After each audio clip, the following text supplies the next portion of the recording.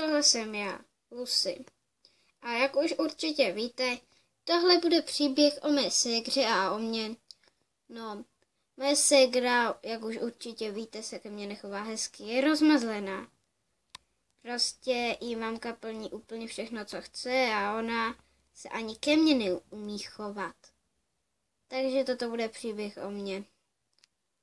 No, takže jdeme na to. Já jsem Lucy, mě už znáte. Tohle je ségra. Má úplně všechno, co chce, za nic nepoděkuje, o nic nepoprosí a prostě je úplně nevychovaná. Furt se jenom válí. Ale můžu být ráda za to, co mám. Ty tady jako čekáš na co? Na snídani? Že by? Ty si jako myslíš, že ti tady budou nosit snídani? To jenom mě. Já jsem totiž lepší než ty. Všichni mě mají rádi. A s tebou se nebaví nikdo. Nedivím se ti. Hele, ségra, něco ti řeknu. Za prvé, nám tady nosí snídani obou. A za druhé, všimla si, že já mám hodně přátel. Za to ty nemáš žádné. Neumíš se chovat, o nic nepoprosíš. A myslíš jenom na sebe. Lidi se s tebou nechtějí bavit, protože vidí, jaká jsi. Já jsem aspoň trochu milá.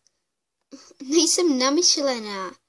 Chápu, že můžeš být krásná, můžeš se zdobit, ale nesmíš se takhle chovat. Zlatíčko, co se tady zase děje? Jsi mě zase otravovala. Zlatíčko, neudělala ti nic? Ano, napadla mě. Normálně se se mnou začala prát. Lucy, jak mi tohle vysvětlíš? A žádné výmluvy na mě neplatí. Já nic neudělala. Jenomže vy jste takové, že na mě všechno svádíte. Co jsem vám udělala? To není pravda, to ty jsi tam namyšlená, to ty jsi ta horší. Hele holky, nehádejte se, tohle já s vámi nebudu řešit. Vyřešte si to sami. Zlatíčko, tady to máš. Díky mami a už běž.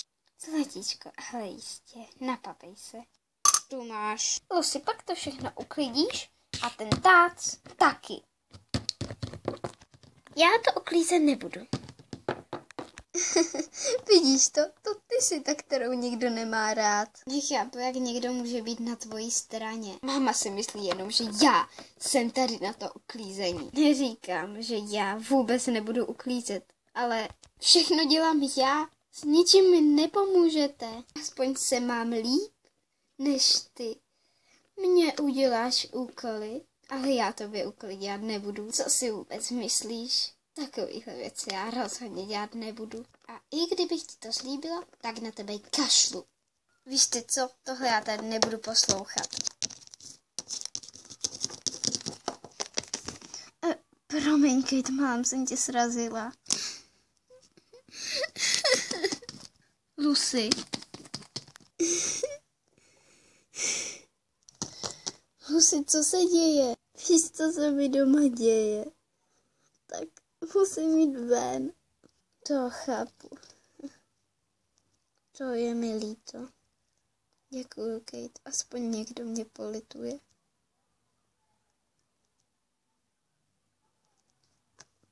Ale nebudeme se tady jenom tak omývat. Jo, asi se tady nebudeme jenom tak objímat. Kam máš teďka namířeno? Šla jsem se jenom tak projít, ale tak co si zajít do cukrárny? Jo, to je dobrý nápad. Aspoň mi někdo zvedne náladu. Co si tě... Vím, že je pro tebe těžký se na tohleto dívat.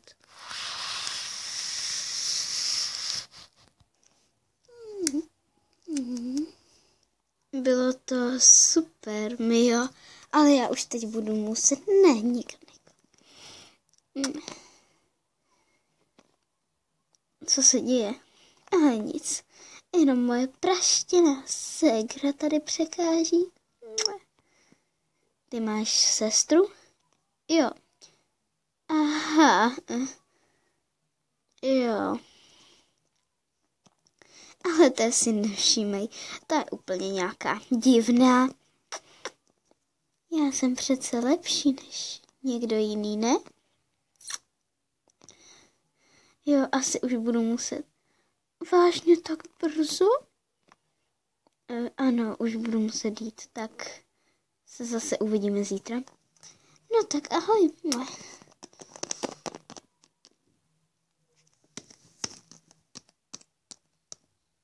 Roberte, jak víš, že jsem Robert?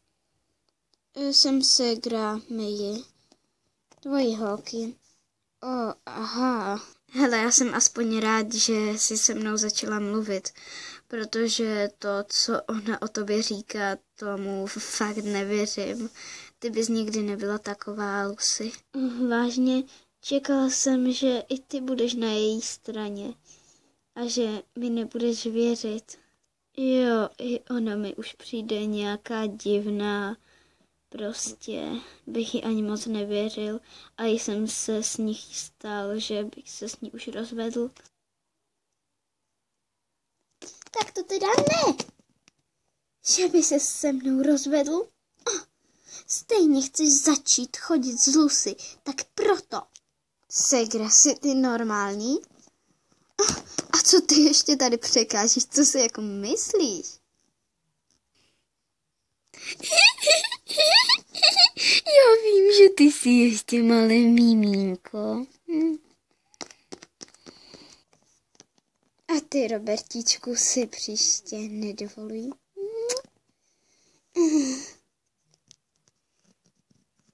Hele, víš co, ty už nejsi taková jako dřív. Já už s tebou prostě nebudu.